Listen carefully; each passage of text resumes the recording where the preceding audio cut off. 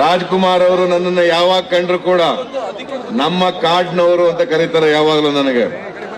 ಯಾಕಂತಂದ್ರೆ ನಮ್ಮ ಜಿಲ್ಲೆಯಿಂದ ಬಂದಂತವ್ರು, ನಮ್ಮ ಭಾಗದಿಂದ ಬಂದಂತವ್ರು. ಆದ್ದರಿಂದ ನನ್ನ ಕಂಡ ತಕ್ಷಣ ನನ್ನ ಹೆಸರಿಡ್ದು ಯಾವತ್ತೂ ಕರೆಯಲ್ಲ, ನಮ್ಮ ಕಾಡ್ನವರೇ ಬನ್ನಿ ಅಂತ ಹೇಳ್ತಾ ಇದ್ದಾರೆ, ಕರೀತಾರೆ.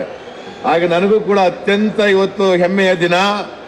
ಡಾಕ್ಟರ್ ರಾಜ್ಕುಮಾರ್ ಅವರನ್ನ ಕರ್ನಾಟಕ ಸರ್ಕಾರ ಅವರ ವೃತ್ತಿ ಜೀವನದ 50 ವರ್ಷಗಳನ್ನ ನೆನಪು ಮಾಡಿಕೊಂಡು ಅಭಿನಂದಿಸ್ತಾ ಇರ್ತಕ್ಕಂಥದ್ದು ನನಗೂ ಕೂಡ ಅತ್ಯಂತ ಹೆಮ್ಮೆ ಅಂತೇಳಿ ಈ ಸಂದರ್ಭದಲ್ಲಿ ಹೇಳಲಿಕ್ಕೆ ಬಯಸ್ತಾ ಇದ್ದೇನೆ.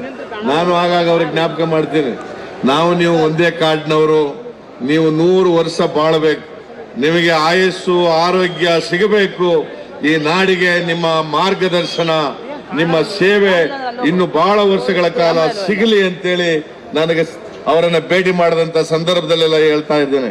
ಇವತ್ತು ಕೂಡ ಹೇಳ್ತೇನೆ, ಕರ್ನಾಟಕಕ್ಕೆ ಅವರ ಮಾರ್ಗದರ್ಶನ ಅತ್ಯಂತ ಅಗತ್ಯ, ಇಡೀ ದೇಶಕ್ಕೆ ಅವರ ಮಾರ್ಗದರ್ಶನ ಅತ್ಯಂತ ಅಗತ್ಯ. ಇವತ್ತು ಅವರ ಬದುಕಿನಲ್ಲಿ ಅವರು ನಡ್ಕೊಂಡು ಬಂದಿರತಕ್ಕಂಥ ರೀತಿ, ಬದುಕಿನ ಮೌಲ್ಯಗಳು, ಇವತ್ತು ಸಮಾಜಕ್ಕೆ ಬಿಟ್ಟು ಹೋಗ್ತಕ್ಕಂಥ ಮಾರ್ಗದರ್ಶನ, ಈ ಮೌಲ್ಯಗಳು ಇವತ್ತು ಮುಂದಿನ ಅನೇಕ ವರ್ಷಗಳವರೆಗೆ ನಮ್ಮ ಯುವ ಪೀಳಿಗೆಗೆ, ಮುಂದಿನ ಪೀಳಿಗೆಗೆ ಅವು ಆದರ್ಶ ಆಗ್ತವೆ ಅಂತಕ್ಕಂಥ ಮಾತನ್ನ ಈ ಸಂದರ್ಭದಲ್ಲಿ ಹೇಳಲಿಕ್ಕೆ ಬಯಸ್ತಾ ಇದ್ದೇನೆ.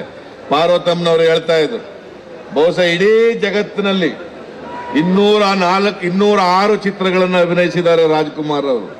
ಬಹುಶಃ ಜಗತ್ತಿನಲ್ಲಿ ಯಾವನೇ ಒಬ್ಬ ನಟ ಅಷ್ಟು ಚಿತ್ರಗಳಲ್ಲಿ ನಾಯಕ ನಟನಾಗಿ ನಟನೆ ಮಾಡತಕ್ಕಂಥ ಚಿತ್ರಗಳು ಎಲ್ಲೂ ಇಲ್ಲ ಅಂತಕ್ಕಂಥ ಮಾತನ್ನ ಹೇಳ್ತಾ ಇದ್ರು. ಬಹುಶಃ ಇದನ್ನ ನಾವು ನೆನಪು ಮಾಡ್ಕೊಂಡ್ರೆ ಇವ್ರು ಎಷ್ಟು ಮೇರು ನಟ ಅಂತಕ್ಕಂಥದನ್ನ, ಇವತ್ತು ಭಾರತ ಕಂಡಂತ, ಕನ್ನಡ ನಾಡು ಕಂಡಂತ ಅತ್ಯಂತ ಅಪರೂಪದ ನಟ ಅಂತಕ್ಕಂಥದನ್ನ ಇವತ್ತು ನಾವೆಲ್ಲರೂ ಕೂಡ ಸ್ಮರಿಸಬೇಕಾಗ್ತದೆ. ಬಹುಶಃ ಕರ್ನಾಟಕದಲ್ಲಿ ಇನ್ನೊಬ್ಬರು ಅವರಿಗೆ ಸರಿಸಾಟಿ ಆಗ್ತಕ್ಕಂಥ ನಟರು ಹುಟ್ಲಿಕ್ಕಿಲ್ಲ ಅಂತಕ್ಕಂಥದ್ದು ನನ್ನ ಅಭಿಪ್ರಾಯ.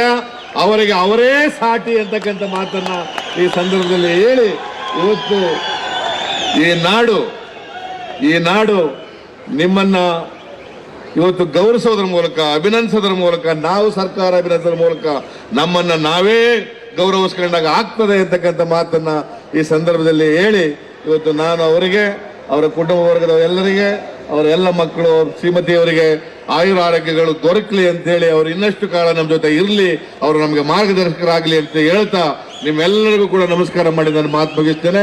ಜೈ ಹಿಂದ್, ಜೈ ಕರ್ನಾಟಕ.